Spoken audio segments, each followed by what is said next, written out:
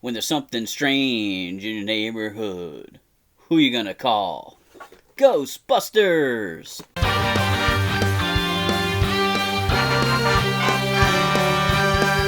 Welcome to Pegwarmers, I'm Kevin, and I'm here to talk about toys. Today, I'm taking a look at the Hasbro O-Ring Ghostbuster figures, as well as the Ecto-1 made to suit them. Welcome back to the show, guys. I have had Ecto-1 down here in the basement for months. This shipped as soon as these were announced. Like, this stock was already ready to go, and then it took forever to get the Ghostbusters figures. But now they're finally united, and it's time to open them up and take a look at them. The other interesting thing is that with the announcement of the O-Ring Ghostbusters, this kind of goes inside with the Super 7 O-Ring G.I. Joes and the HasLab Ecto-1. It's a lot of similar product out there. This is definitely not encouraging me to get the HasLab because I already have multiple Ecto-1s, and the O-Ring 3 3/4 inch style is my favorite style of toys. So having an O-Ring set of Ghostbusters and their vehicle makes me less excited about getting into 6-inch in that collector scale, and I already have the Mattel Ghostbusters from that scale, and the Ecto-1 from that scale failed, so who knows what's going to happen with the Hasbro HasLab Ecto-1 and Ecto-1A.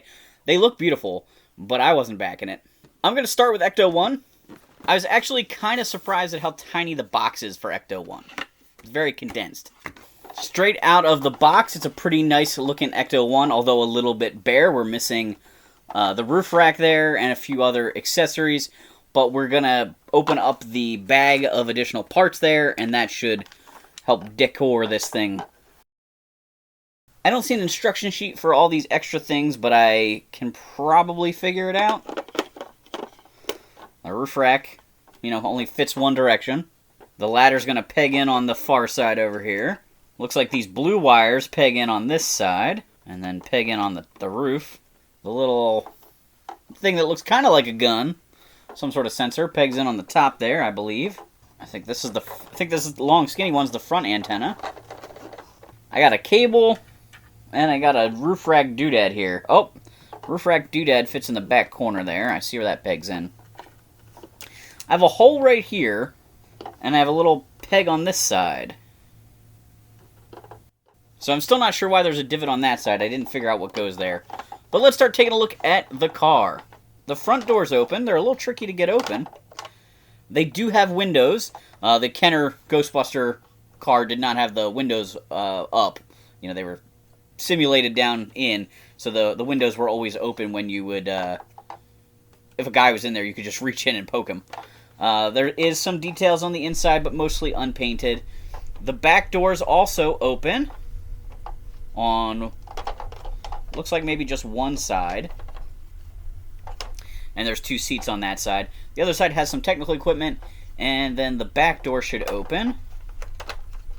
And that opens out to the side more accurately than the Kenner one does. And then the gurney for the proton packs can be slid in there. The hinges on the door are interesting. On the back and the front doors, they hinge out, but also kind of move out to the side. There's sort of an extra bit of articulation there that I'm not sure is accurate to the real hinges. I don't know. But it helps them kind of get out of the way better. Overall, it looks pretty good. Of course, if it was like chromed out or had, actual like shiny plastic for the headlights and stuff, that could look better. But at this 3 3/4 inch scale, I think this is pretty impressive. And man, those wheels really spin.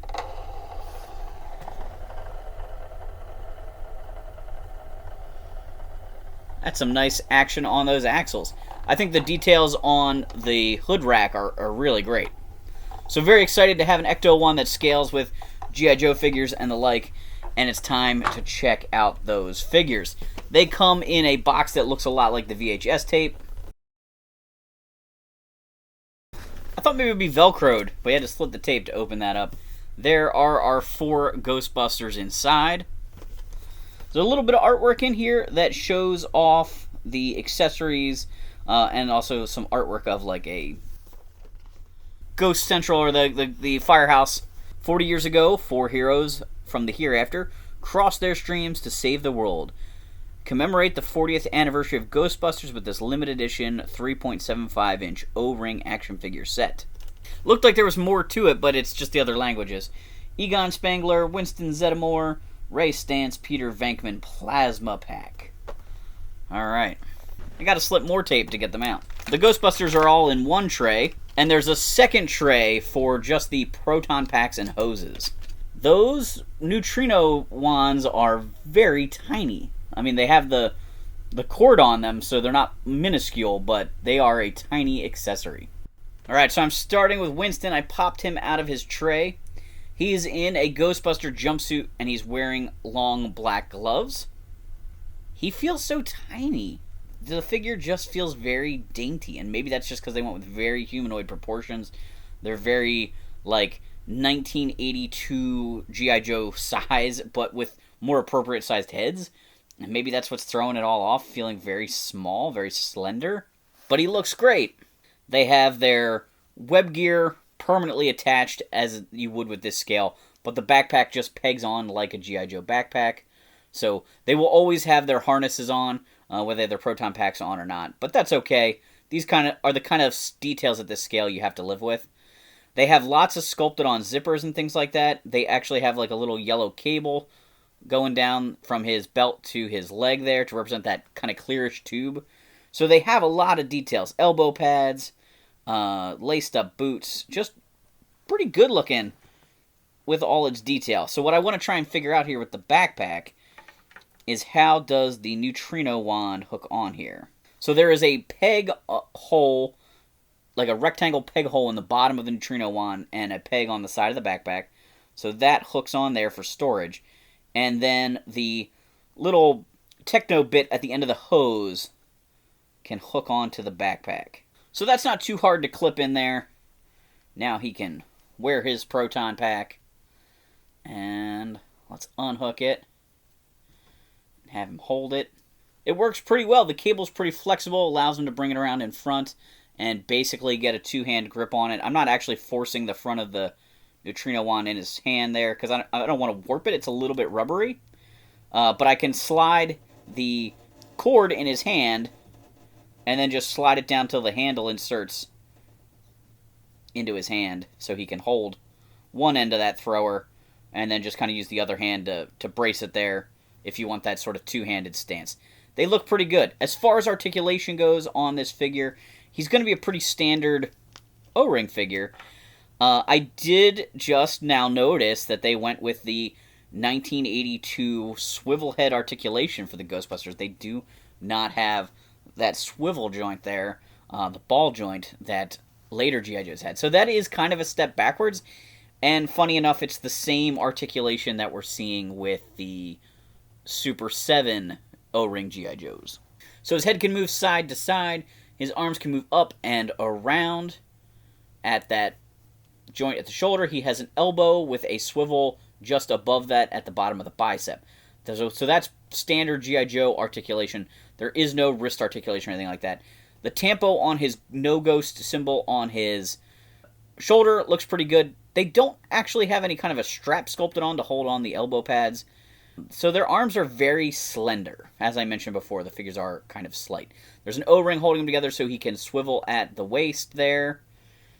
His legs can move up out to the side a little bit and forward and backwards. And he's got those 90-degree bends at the knees. So you can easily get him in a sitting pose to put him in Ecto 1. Let's check out the next Ghostbuster. Egon was also in the top row, so I'm grabbing him next. When compared to Winston, I believe he uses all of the same parts except for the head. It's a pretty quick inspection here, so it's possible the forearms are different. So my Egon's wrists seem to be a little bit straighter and Winston's seem to be bent back a little bit more. Again, that may just be perception, but I do think they're slightly different in position. But everything else does appear to be the same, so it would be odd for them to have switched that.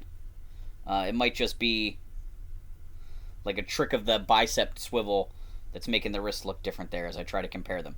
So again, we've got the proton pack, we've got the thrower, And then there is also a PKE meter here for Egon, a small accessory, but, you know, an important accessory. The handle on that seems awfully fat. It worries me a little bit putting it into his thumb. But the thumbs are a little bit rubbery, those hands. I'm not pushing on them too hard because obviously I don't want to break them. But it does seem like there's a little bit of give there. So Egon here with his glasses and kind of his high hair. Not a terrible likeness. I don't know if they had likeness rights on these. I assume they did. I don't think you can really do Ghostbusters stuff without it. It looks decent for Harold Ramis, just like the Winston figure looked pretty good for Ernie Hudson. So again, he's got the backpack that we have to take a moment here to plug in the cord on the neutrino wand here. It seems like they only go in one way, in one direction. So you gotta take a second to figure that out. Alright, and then Egon can put on his proton pack. Pretty cool. Next row. So I've got Ray out of the package, and on initial inspection, I do believe he's using all the same parts again as the other two we've looked at.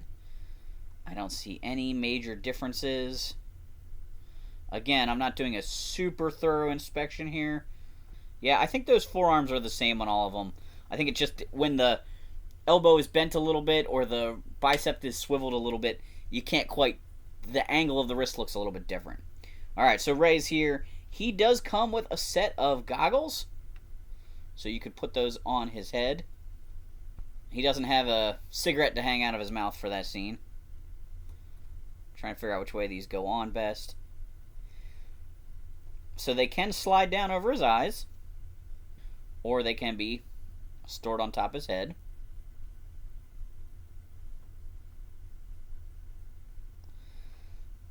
They're a little tricky to work with. The cord's real tight on them, the strap, which makes sense because we don't want them to just flop off. But trying to slide them down, they kind of get stuck going over his hair and then don't want to come back up off.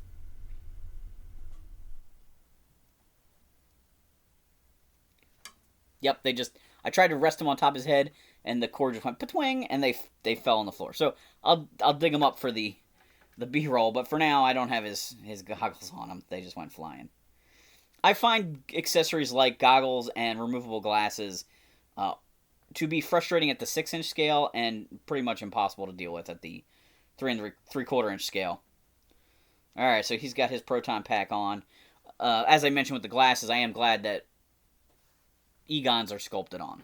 I found Ray's goggles. You couldn't sculpt his on because then people would be annoyed they couldn't reenact certain scenes because he only wears them for one scene. Sometimes they're up, sometimes they're down, and then, you know, for like the climax of the movie and stuff, he doesn't have them on. They're okay. They kind of stay, but they're a little bit tricky. I'm sure people will be able to futz with them and get them the way they want them. Alright, last guy. The main man, Peter Venkman. There is a little Ghostbuster trap here. I don't know if that goes to a specific person. I didn't grab it at first. Maybe it's Winston's. It's a shame they couldn't think of 4 accessories, so everybody had something special. I don't know if this can peg on a backpack in any way. I don't see anything obvious. Maybe I'm missing it. Yeah, so I think someone would have to carry that by hand. Now, looking at Peter, I do notice one difference there. This is a difference that's featured in a lot of the action figures, not Kenner one so much, but he has his pant legs untucked instead of being tucked into his boots. A little nuance to the character there. His head looks decent. Again, none of these are perfect portraitures, but I do think they must have had the likeness rights because they're close enough. They're not super obscure looking and blatantly not normal, not no reference to the character. I think if they were not allowed to use the likeness, Ray probably would have the goggles on, so that way it would obscure his face more. The proton packs are made out of a rubbery plastic, and they are hollow on the inside. When they're wearing them, obviously, you don't see that. The figures are nice. The Ecto-1 car is pretty nice. They look pretty good together. I do want to check out that gurney. So the gurney has a little spot for each one of the backpacks. I find it interesting. It does not look like they peg in place. So the gurney has flip down wheels, right? So you can put it into Ecto-1 later. I think the reason the neutrino wands on peg is maybe you don't keep them on when you put this into the car. It seems like that might be just too much. So you just pull this off and rest them on here. I'm not a huge fan of taking the proton pack wires on and off a million times. That does worry me that they could break eventually. The wire is very thin. In some ways, I wish they just used like tubing, like the vintage G.I. Joe figures did, starting in 84, 85, when they got away from this like molded wire. Because the molded wires tend to break. And I could see ripping the wire off. This is very thin down here when you try and pull it out of the peg. Alright, so I have all of the backpacks on the gurney. They look pretty good. Alright, next up, I want to try and put the Ghostbusters into Ecto-1 here. We'll put Winston in the driver's seat, right? Does he drive Ecto-1? It looks like I just put him in the, like, L shape, right? I don't actually have to tuck his knees in too much there. Bend his elbows a little bit so he can put his hands near the steering wheel.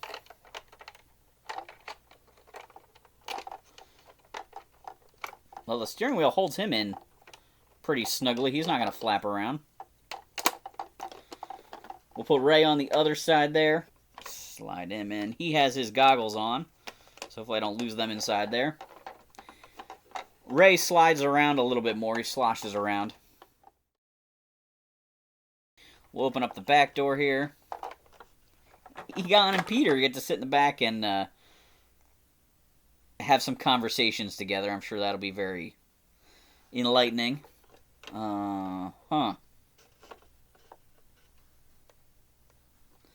This seems like a bit of a design flaw here. The drivers are able to extend their legs out to go under the dashboard.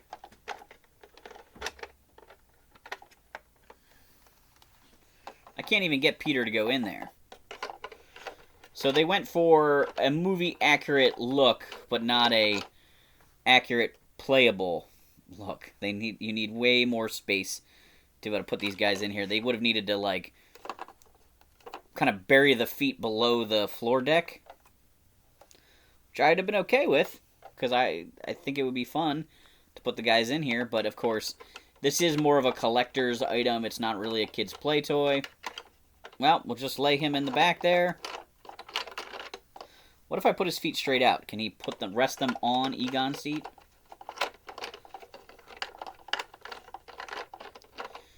Nope. Nobody really fits in the back, as far as I can tell. That's kind of a disappointment. Well, I mean, we can lay them in the back, but then we don't have room for the proton packs. Let's try pushing this in here.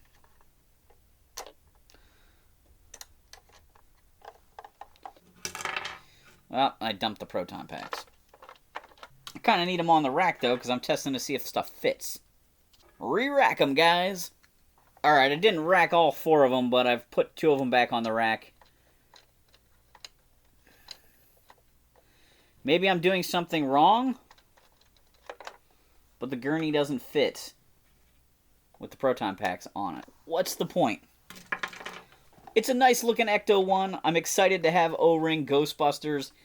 Execution leaves something to be desired for me here, with the Ghostbusters not all fitting in. And why make the gurney if you can't fit them in there? They could have just made like a floorboard piece that slides out that they sit on without the actual wheels on it. And I think I have the wheels folded up as tight as they'll go. So it is possible to put the proton packs into Ecto-1. You have to have them leaned a little differently. There's like a little nub that they rest on, and I was not doing it the correct way. I'm not sure what they showed on the package versus what I was trying to do. I thought I was doing it the right way, but you can put them on there in a way that they will slide in. So I take back any criticism of the way the backpacks go into Ecto-1. So if you lean the backpack so the front of that hook goes inside the backpack instead of resting on the outside of the backpack, it changes the angle enough that you can put it in Ecto-1. The difference is having it down below that hook instead of resting on that hook. I do think the figures are fun. I like O-Ring stuff. It's one of my favorite form factors ever. I would love to see Hasbro do other stuff with the O-Ring format. You know, a set of Power Rangers or a set of... What else do they own? Dungeons and Dragons figures. I probably don't care about O-Ring Dungeons and Dragons figures. But, you know, O-Ring Power Rangers could be cool. O-Ring... Anything else they have a license for. They want to do O-Ring Marvel, O-Ring Star Wars. That might be fun. I don't think Star Wars collectors would really want to start over. Probably not. 3 3/4 inches kind of dead for Star Wars, it seems like. Anyway, this was a fun novelty thing for them to make. I'll have to see online or talk to other friends that got it and see if they figured out any little tricks for getting all 4 Ghostbusters in there or all 4 Proton packs on the rack in the back. But from where I'm sitting here, it just doesn't work, and that's a little bit disappointing. In toy news, as a follow-up to a previous episode, if you didn't see my episode about the Hasbro Power Ranger auction, Hasbro sold all of the Power Ranger costumes and props that they had in storage from when they bought the brand from Hayam Saban, and they sold for about a little over $3 million. They spent like $520 million to buy the brand. They've made or lost some money based on toy sales and TV shows since then. I don't really know what that figure is. But they recouped a whopping $3 million on the props. The number one selling prop was the Power Rangers Cosmic Fury weapon when they combine all their weapons to make a giant weapon. That was the number one. I think the Astro Mega Ship was number 2. It's like a transforming miniature of the Zord from Power Rangers in Space.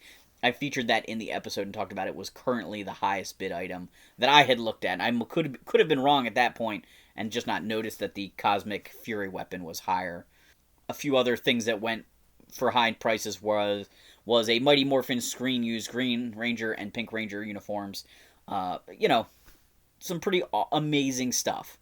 As for new to the collection, my buddy Tony, who runs RetroCon, just picked up a box of Dungeons & Dragons wax packed cards, like a whole case, and he sold me one of each of the 4 designs. I'm not going to open these, I'm just going to keep them with my Dungeons & Dragons figures from the original cartoon. Actually, I might buy these characters from the cartoon in O-Ring format. I originally said Dungeons & Dragons. I'm not super big on a lot of the generic heroes. Well, I shouldn't say generic. The characters from Dungeons & Dragons. I didn't experience a lot of that as a kid. I mean, I read some of the books, and we played Dungeons & Dragons, but we didn't necessarily know a lot of the characters from the different realms. So action figures of a specific named Dungeons & Dragons character isn't super interesting to me. The monsters are where it's at for me, as far as collecting Dungeons & Dragons and stuff. Give me a really cool dragon toy, give me a really cool ogre toy, give me an orc. That kind of stuff I love. But the Dungeons & Dragons trading cards here, I've got one with Dungeon Master, one with Sheila, one with Hank, and one with Venger.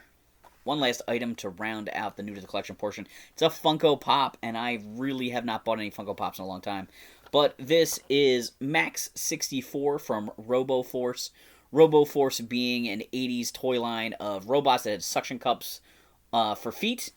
The Nacelle Company owns RoboForce now and is doing kind of bulked up, more gladiator, rock'em sock'em robot style robots for RoboForce that include legs and things like that. But this one is based on the original Max Steel toy, and it's clunky and it's chunky, and I think it's pretty funny.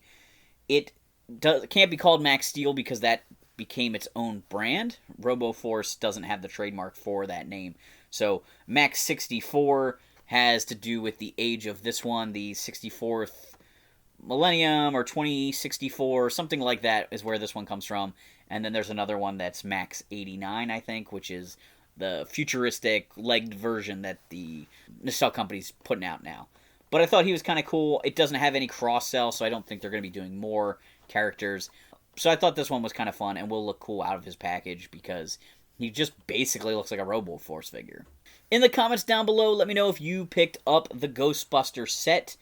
Did you have better luck than I did getting the packs in or getting the characters in? In all honesty, I probably won't display them in there, but I do it's fun when there's a little bit of play value to it. I'll probably just put Ecto-1 on a shelf with the 4 Ghostbusters standing in front of it. And they probably know that's what most of us are going to do with it anyway. Do me a favor, hit the like button, subscribe if you haven't done so. Please come back, check out each week new episode of Pegwarmers, talking about a new toy or an old toy line.